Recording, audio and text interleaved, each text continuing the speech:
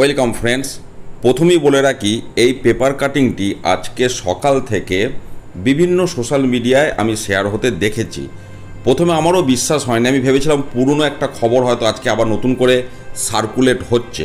তারপর আমি অরিজিনাল সংবাদপত্রে বিষয়টি যাচাই করার পর যখন বুঝলাম যে না, এই সংবাদটা আজকে 20 জুন 2024 আজকের সংবাদপত্রেই প্রকাশিত হয়েছে, তারপর আমি এটাকে নিয়ে ভিডিও তৈরি করার সিদ্ধান্ত নিলাম।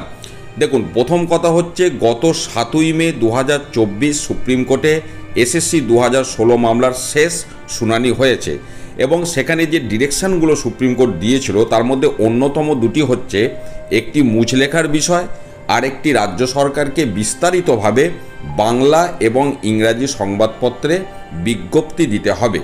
যদিও কোড অন কোড সেই বিজ্ঞপ্তির কথা আজকের সংবাদপত্রেও প্রকাশিত হয়নি। অলরেডি 1 মাস 13 দিন অতিক্রান্ত, যদিও রাজ্য সরকারের হাতে এখনও 26 দিন সময় আছে পরবর্তী শুনানির আগে।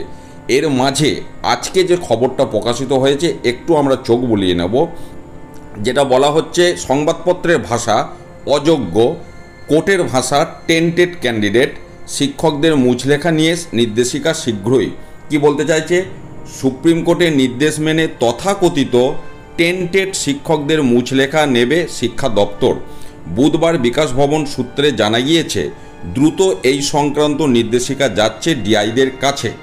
মাধ্যমিক ও উচ্চ মাধ্যমিক বিদ্যালয়ের শিক্ষক ও শিক্ষাকর্মীদের সবার ভাগ্যই ঝুলে রয়েছে সুপ্রিম কোর্টে। তাঁরা আপাতত কাজে যোগ দেবেন এই মুচলেখার ভিত্তিতে। গরমের ছুটির পরে স্কুল খুলেছে অলরেডি, এবার সেই মুচলেখা স্কুলগুলির মাধ্যমে নিতে শুরু করবে দপ্তর। এই সংক্রান্ত নির্দিষ্ট ফরম্যাটও তৈরি করা হচ্ছে। এখানে যেটা বলা হলো যে শিক্ষা দপ্তর থেকে ডিআইদের কাছে নির্দেশিকা যাচ্ছে, কিন্তু আমি একটু আগেই কোড অন কোড যে শব্দটা ব্যবহার করেছিলাম, যে সেই ধরনের নির্দেশিকা বা বিজ্ঞপ্তি কিন্তু এখনও প্রকাশের খবর এই সংবাদপত্রে অন্তত নেই। অর্থাৎ সুপ্রিম কোর্ট যেটা বলেছিল যে সংবাদপত্রে বিজ্ঞপ্তি দিতে হবে রাজ্য সরকারকে নিজের খরচে এবং সেটা বিস্তারিতভাবে বাংলা এবং ইংরাজি দৈনিক সংবাদপত্রে। কিন্তু এখানে আমরা যেটা দেখতে পাচ্ছি যে শিক্ষা দপ্তর থেকে যেটা বলা হয়েছে ডিআইদের কাছে নির্দেশিকা যাচ্ছে, ডিআইরা বিদ্যালয়ে বিদ্যালয়ে নির্দেশিকা দেবে, এমনটা কিন্তু সুপ্রিম কোর্টের ডিরেকশনের মধ্যে ছিল না। তো যাই হোক, মুচলেখার বিষয়ে এই পদ্ধতি অবলম্বন করা হয়েছে।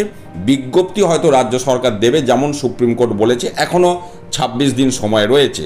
অর্থাৎ মুচলেখা দেওয়ার যে বিষয়, এই সংবাদপত্রের বক্তব্য অনুযায়ী টেন্টেড ক্যান্ডিডেটদের প্রসঙ্গে যেটা বলা হয়েছে, সেই মুচলেখা তার বয়ান কি হবে সেটাও স্থির করা হয়ে গেছে। কোন বয়ানে মুচলেখা দিতে হবে সেই সংশ্লিষ্ট শিক্ষক এবং শিক্ষাকর্মীদের।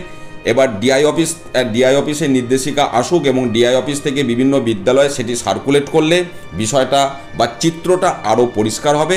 তখন এই বিষয়ে আমি আরও আপডেট আপনাদের সাথে শেয়ার করব। আপাতত আজকের সংবাদপত্রে যেটুকু খবর প্রকাশ হয়েছে সেটা আমি আপনাদের সাথে শেয়ার করলাম। ভালো থাকুন, সুস্থ থাকুন, ধন্যবাদ।